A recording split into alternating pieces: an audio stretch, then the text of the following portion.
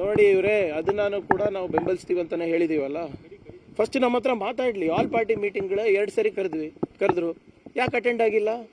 Parliament ಯಾಕೆ ಸೇರಿಸ್ತಾ ಇಲ್ಲ? ನಿನ್ನೆ ಕೂಡ ಪಾಕಿಸ್ತಾನಿ ಪ್ರಧಾನಮಂತ್ರಿಯವರು ಘಂಟಾಘೋಷವಾಗಿ ಹೇಳಿದ್ದಾರೆ, ಏನೋ ಭಾರತ ದೇಶದ ಮುಖ್ಯಸ್ಥರು ಸೀಸ್ ಫೈರ್ ಕೇಳಿದ್ರು ಅಂತ.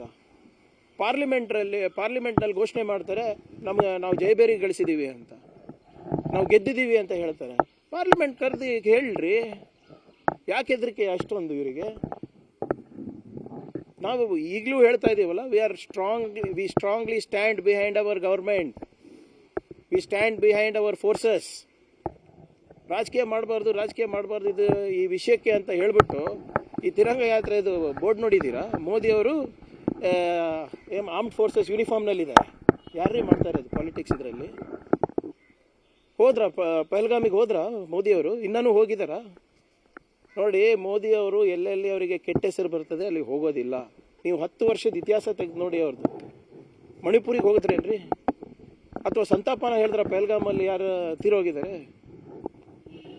ಎಲ್ಲೆಲ್ಲಿ ಅವರಿಗೆ ಕಷ್ಟ ಅನಿಸ್ತದೆ, ಎಲ್ಲಿ ಅವರಿಗೆ ಇಕ್ಕಟ್ಟು ಸಿಗುತ್ತೆ, ಎಲ್ಲಿ ಅವರಿಗೆ ಇಮೇಜ್ ಡ್ಯಾಮೇಜ್ ಆಗುತ್ತೆ ಅಲ್ಲಿ ಹೋಗೋದಿಲ್ಲ.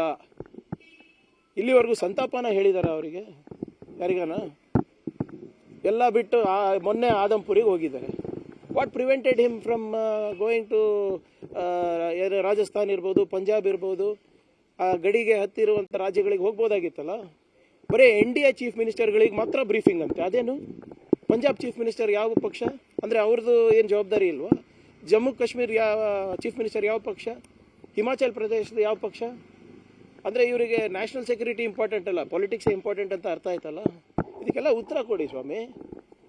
ನಾನು ಹೇಳ್ತಾ ಇದ್ದೀವಲ್ಲ, ಪಾರ್ಲಿಮೆಂಟ್ ಕರೀರಿ, ಒಂದು ಪ್ರೆಸ್ ಮೀಟನ್ನು ಮಾಡಿರಿ. ಓಪನ್ ಆಗಿ ಪ್ರೆಸ್ ಮೀಟ್ ಮಾಡೋಕ್ಕೂ ಇವರಿಗೆ ಸಾಮರ್ಥ್ಯ ಇಲ್ಲ. ಯಾಕಂದರೆ ನೀವೆಲ್ಲ ಕಷ್ಟದ ಪ್ರಶ್ನೆಗಳು ಕೇಳ್ತೀರಲ್ಲ, ಅದಕ್ಕೆ ಇವರು ಎಲ್ಲಿ ಅವರಿಗೆ ಇಮೇಜ್ ಡ್ಯಾಮೇಜ್ ಆಗುತ್ತೆ, ಎಲ್ಲಿ ಅವ್ರಿಗೆ ಕೆಟ್ಟ ಹೆಸರು ಬರುವ ಸಾಧ್ಯತೆ ಇರ್ತದೆ ಅಲ್ಲಿ ಹೋಗೋದಿಲ್ಲ ಇವರು. ಯಾಕೆ ಮಣಿಪುರಿಗಿನ್ನ ಹೋಗಿಲ್ಲ ಹೇಳಿ? ಇಷ್ಟು ಒಂದೂವರೆ ವರ್ಷ ಆಯಿತು, ಹೋಗಿದ್ದಾರಾ? ಪ್ರೆಸಿಡೆಂಟ್ಸ್ ರೂಲ್ ಬಂದಿದೆ ಅಲ್ಲಿ ಇವತ್ತು.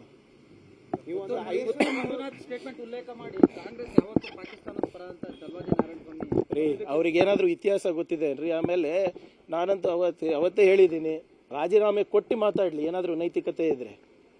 ಸುಮ್ಮನೆ ಚಡ್ಡಿ ಹೊರ್ಕೊಂಡು RSS ಚಡ್ಡಿ ಹೊತ್ತ ತಕ್ಷಣ ನೀವೆಲ್ಲ ದೊಡ್ಡ ಲೀಡರ್ ಆಗೋದಿಲ್ಲ. ಅವತ್ತೇನೋ ಒಂದು ಚಾಲೆಂಜ್ ಹಾಕಿದ್ರಲ್ಲ ಸಿದ್ದರಾಮಯ್ಯ ಅವರಿಗೆ, ಖರ್ಗೆ ಸಾಹೇಬರಿಗೆ, ನಮಗೆ ಫಸ್ಟ್ ರಾಜೀನಾಮೆ ಕೊಟ್ಟು ಮಾತಾಡಲಿ, ಆಮೇಲೆ ಮುಂದಿಂದು.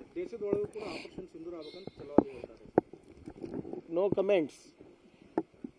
ವಿರೋಧ ಪಕ್ಷದ ನಾಯಕರಿಗೆ ನಮ್ಮಿಂದ ಏನಾದರೂ ಉತ್ತರ ಬಯಸ್ತಾ ಇದ್ರೆ ಫಸ್ಟ್ ರಾಜೀನಾಮೆ ಕೊಟ್ಟು ಮಾತಾಡಲಿ. ಅಲ್ಲಿ ತನಕ ಅವ್ರೇನಿದೆ ಸದನದ ಒಳಗಡೆ ಮಾತ್ರ ನಾನು ಉತ್ತರ ಕೊಡಬೇಕಾಗ್ತದೆ.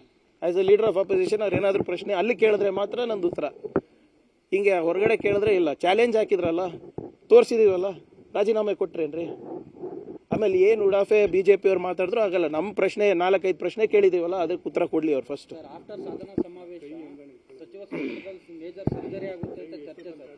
ಫಸ್ಟ್ ಸಾಧನಾ ಸಮಾವೇಶ ಮುಗಿಲಿ, ಆಮೇಲೆ ಈ ಚರ್ಚೆಗಳು ನೀವೇ ಹುಟ್ಟಾಕ್ತೀರ. ನಮ್ದ್ರಲ್ಲಿ ಯಾವುದೂ ಇಲ್ಲ. ಎಲ್ಲ ನೋಡಿ, ಎಲ್ಲರಿಗೂ ಆಸೆ ಇರ್ತದೆ, ಆದರೆ ಸದ್ಯಕ್ಕೆ ಯಾವುದೇ ಚರ್ಚೆ ಎಲ್ಲೂ ನಡೆದಿಲ್ಲ. ಸೊ ಎಲ್ಲರದು ಕಾನ್ಸಂಟ್ರೇಷನು 2 ವರ್ಷದ ಸಾಧನೆಗಳನ್ನು ಮತ್ತು ನಮ್ಮ ಗ್ಯಾರಂಟಿ ಯೋಜನೆಗಳನ್ನು, ಇಲಾಖೆಯ ಯೋಜನೆಗಳನ್ನು ಜನರಿಗೆ ತಲುಪಿಸೋದಷ್ಟೇ ನಮ್ಮ ಉದ್ದೇಶ. Thank you.